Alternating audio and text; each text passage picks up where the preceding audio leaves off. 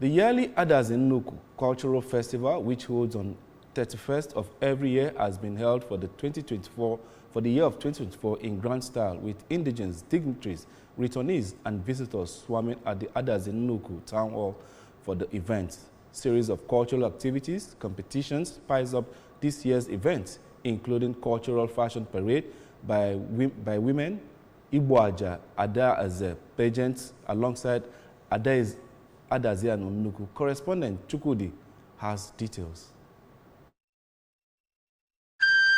Speaking during the event, the President General of Adazi Nnukwu Town Union, Chief Cyril Aneto, appreciated the United States of America-based sponsor of the event over the years, Mr. Obum Mademesi, for his efforts as the community individual partnership has seen the festival sustained while growing in leaps yearly. In her remark, the President of Adazi Nnukwu Women, Mrs. Chumaude Onubolu, emphasized that the survival of the event for 10 years shows it has a positive impact and has become an avenue for teaching the younger ones the culture of Ndi Igbo while fostering friendship, conviviality, peace, and progress amongst the people and Adazi Nnukwu town. An indigene and cultural enthusiast, Chief Ike Chukwuma, explained that the event has helped lift the Igbo culture to enviable level, while Reverend Father Livinus Obianosi harped that culture and tradition is what gives a people a distinct identity. Community,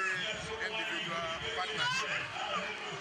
In other words, just like what Grandma used to say, that the government cannot do everything, that the individual can always help us to achieve our aim. Cultural festival is positive. So we are ending on a positivity. I think we need to incorporate lectures that addresses the culture and morality of our people. From Adazi Nnukwu, an Outer Council area, it's been Kenechukwu Chukwudi for ABS News.